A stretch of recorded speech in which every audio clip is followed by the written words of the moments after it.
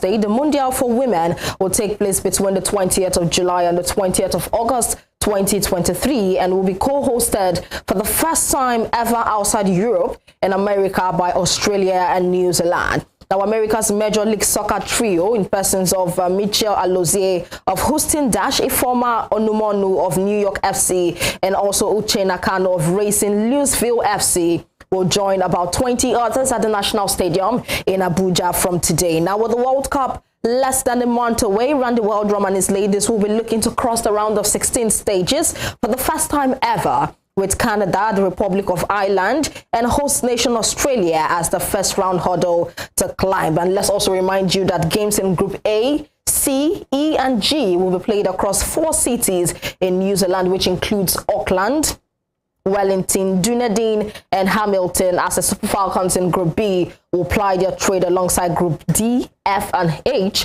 across 5 cities in Australia, namely Adelaide, Brisbane, Melbourne, Perth, and Sydney. Of course, we all are looking to the 20th of July when the Women's World Cup would finally start proper. Now, still on the Women's World Cup, Joseph, anything to talk about the Super Falcons so far? Yeah, definitely. I feel like for the first time since 1999, when we got to the quarterfinals of the FIFA World Cup, the optimism is there.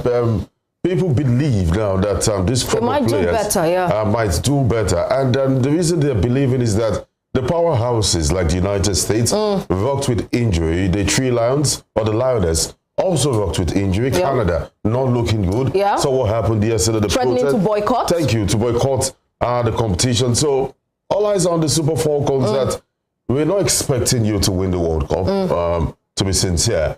But we are saying that go find the competition, make Africa proud, because you're 9 times African champions. And no matter the competition you go for, all eyes definitely will be on you to succeed. So fans are believing, and we hope that the girls won't fumble. Of course, they would not fumble, because judging from the preparations that has been made prior to this campaign, which begins today, the girls have been involved in so many pre-World Cup tournaments. The very first one in is it Costa Rica, Mexico, right there. They didn't do pretty well, but coming back for the second one in Turkey, I tell you for sure, this girls fired all cylinder. We had the likes of, if I'm not mistaken, Jennifer, also a very young lad in the squad, scoring a goal. Aside from that, we had the likes of Onome AB, who we have been actually complaining about, but because of her experience, she's also in the squad. She got a goal. The likes of Asisa Toshola also showed their pace and energy and dominance concerning that one. They also got a goal to wrap up the Turkey pre-tournament, the pre-World Cup tournament. It was marvelous.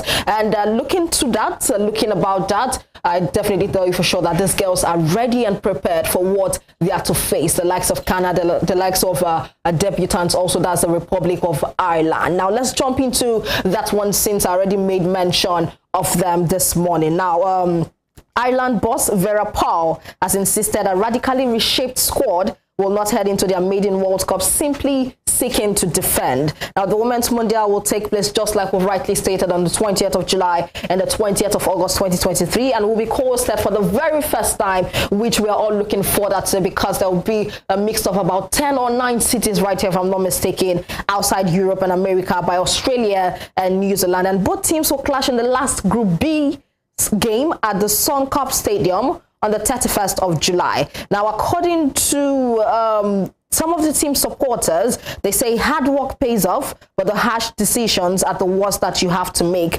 said the Dutch woman, who raised eyebrows amongst some of the team supporters by omitting Megan Campbell, Ayofe Manion, Jamie Fain, and Lynn Kerman from a 23-woman squad. So I think, Joseph, I rightly share in thoughts with you currently, because you look at Canada, I think there's a lot of issues going down there. You look at the Republic of Ireland, it's been said that quality omissions have been made in their 23-woman squad list. And you want to look at the very last one, that's Australia. Well, we're not hearing anything about them, but we're sure that they're preparing towards this one. But what we're hearing from the Republic of Ireland, they say that they're not coming into the competition as debutants to squarely defend, but they definitely want to get far in the competition. I was speaking to a friend and brother, Fisayo Dairo, is also is the chief football writer of the ACL Sports, and that was where the idea came out yesterday that the Falcons are prepared. Fans are believing it. They will be covering that competition live, and you know, they've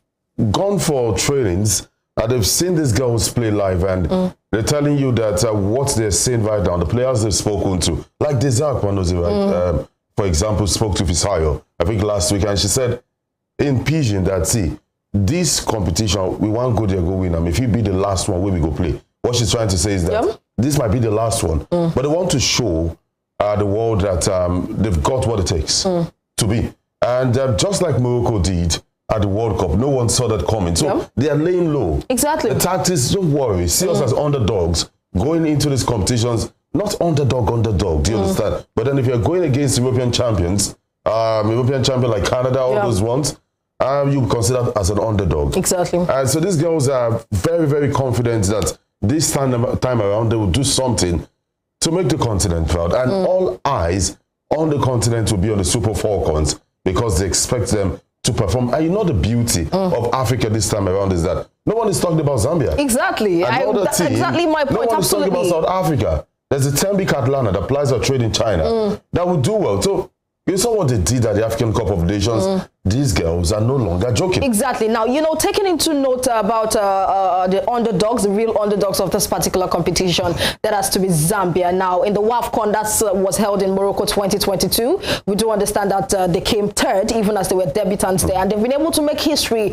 by qualifying into their very first time World Cup so far. And you want to talk about the likes of, is it Katlana you just mentioned, who applies a trade in China. The same thing applies for Zambia because they have a Barbara Banda who actually plays at trade in one of the women's Chinese league. And you know, Barbara caught her attention at the Olympics. Exactly. She's got 4 goals in the 2020 Olympics. No one saw that. No, she had successive hat-tricks back-to-back. One against, if I'm not mistaken, right here, Netherlands. She's got 3. The first one's got 3. And the second 4. So all eyes were on her.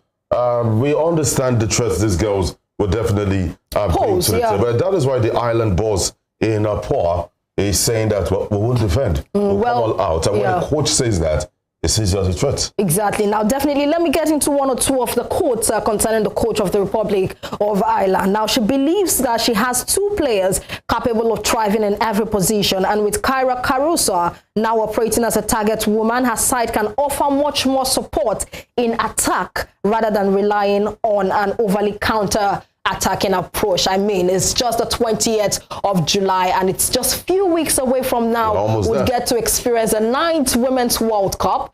I tell you for sure, it's going to be blistering. And away from that, Super Eagles stars market values have taken a tumble for the worse. Judging from statistics as released by renowned football statistics website, that's the transfermarket.com. From Wilfred Ndidi, Paul Onachu, Joe Aribo, amongst others, the Nigerian internationals have suffered a free fall, plunging heavily in the transfer market. And then it's not looking good. Exactly. The only player holding that team, making it look reasonable, is Victor. Of course, and it's not looking good currently because it seems that, you know, just like people would say, there are different times and seasons. From 65 million euros to 11 million euros for Wilfred Ndidi. Exactly, and you talk about Wilfred Ndidi, just like you've rightly stated, an all-time high of 60 million euros in 2021 is now worth 25 million euros, a fall out from Leicester City relegation from the elite English Premier League. And, you know, getting into further details concerning the market value, we also have Paul Onuachu aspiring to make his mark in the Premier League encountered a nightmare as he failed to make a significant impact for relegated Southampton. Consequently, his market value has fallen to 13 million euros from the 17 million euros he was valued at when he signed for the Saints. Also, Joe Aribo's market value took a hit, dropping from an all-time high of 15 million euros in September to its present value of 11 million euros. We can go on because we have the likes of Emmanuel Dennis also, who provided 2 goals and 2 assists in 19 games for Nottingham Forest. I mean, could not prevent his market value from also falling to 8 million euros. Moses Simon, reaching its highest market value of 10 million euros in March 2022, has experienced a decline to 8 million euros in the latest update. Just like I rightly stated, Joseph, we can go on because we have the likes of Bright Osai somewhere also. We have the likes of Chidozia Waziem, a whole lot of them. It's just times and season, and I feel at this point in time it actually favored Victor Osimhen, just like you rightly stated. Watch so if you have a bad show, for example, you can go on to lament, complain, blah, blah, blah, but the way forward is what do you do to make other shows better? So even if we complain about these players and are saying that the market value has dropped, let's look at the future. Does it even look better? Victor looks better. So I'm looking at the other guys that have reached the bar. We spoke at, we said at the point that Kelechi Iheanacho is wanted in Italy. Wilfred Ndidi wanted in Italy. I can confirm to you that they've dropped that at the moment. These guys might be playing in the championship. And for a world-class star, just to know that there are rules in England. If you earn £200,000 in England, in the top division, if your team gets relegated, it is slashed to 50%. Of course. And we know the effects, the toll it takes on players. Excuse me. So it doesn't even look good right now. At this moment, yeah. Stars, who is playing rather for a top club, who is wanted by a top club, is not looking good right now. Have you seen the Senegalese squad? It is worth almost £1 billion. And that's a lot. Exactly. Now, there needs to be a lot to be done by our Super Eagles stars, most especially those of them that ply their trade in most of the top league. And we do understand the likes of the Ndidi, being relegated, the likes of the Joe Aribo being relegated. It's not solely their fault, but then... 20, exactly. The Ademola Lookman, who plies his trade with Atalanta, we still remain at, say, 18, 22. We don't have that 100 million mark, except for Victor. That is the only reason we are still among the top 5 in Africa. Exactly. Victor has been able to make a phenomenal season out of this. And I feel like this particular one, aside from that, I think it has covered the whole Super Eagles who ply their trades in most of this top league. Because if not for maybe a statistic coming out... 20 million pound valuation. Yeah. We'll cover 6 players. Exactly. If not for a statistic coming out right now, we would not be able to really identify, because Victor Osimhen, covers all around for them because of his very phenomenal season. Now, let's leave that aside, because definitely we'll get back on that one. We're keeping tabs on it to see what would happen and if there might be a good turn at all for each of these players. Now, let's get into the under-23 AFCON and let's talk about Egypt. Now, CAF Under-23 African Nations Cup of Cup defending champions as Egypt have secured their first win at the ongoing 2023 Under-23 African Cup of Nations in Morocco with a 1-0 win over Mali. Now, the Pharaohs win the encounter that featured a face-off between two tactically well-organized teams in Tangier in Group B of the tournament. The Egyptians displaying a more aggressive and attacking style of play, seized control in the 10th minute thanks to Ibrahim Mohamed Adel. Adel netted the only goal of the game just before the break, and the Malians took over the game in the second half, but they were unable to break down the well-organized Egyptian backline. With the win, Egypt is poised to secure the semi-final ticket and the qualification for the Paris 2024 Olympic Games. And away from football, let's talk rugby. And where Nigeria stands at the moment, we know that Nigeria has moved 13 places in the latest Rugby 7 rankings released by the Rugby Africa. Now the Black Stars jumped up 24th in Africa to 11th in the latest rankings. And of course, that's a nice one for them. Talking about us diversifying into other sports, I tell you for sure that when it comes to cricket, when it comes to rugby, Nigeria is doing well. Now, currently, we gave you news yesterday that for the 7 rankings, Nigeria tops that one as second, aside from the likes of Ivory Coast. And I think it's a very nice one. Yeah, it's an improvement further, because, I can remember vividly in 2012, 2013, when you talk about cricket, like cricket teams right now are doing well. Yeah, sure. Most especially the T20. If you talk about rugby, as a 2012, 2013, then we're still following the Godwin and Agana and go around, helping them to carry bags. We know they always talk about this and how useless Nigerian team were at that point. But now we're talking about the Nigerian rugby team. Shows that something is working. Exactly. And how well they've been able to improve. They're now second in Africa. And they just moved 13th places up. In the world. Good. Yeah. Exactly. That's a good one. They are listening. They are no longer focusing solely on football. They are also diving into other sports. Exactly. And that is why I made mention of diversification into other sports, which I tell you for sure that at the long run will stand to gain a whole lot. Because you look at the likes of the USA, there is no sports they are not known for at the end of the day. Okay, so we know.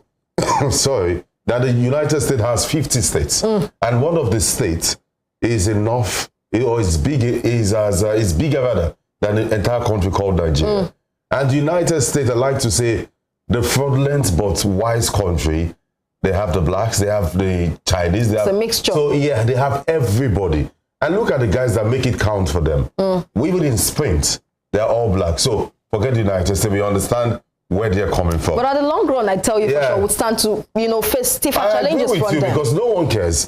If you go to the records, it's the United States of America. Exactly. And not say somebody migrated from Zambia. To go. Look at the French team, the football team. You and I know that 90% of the players are Africans.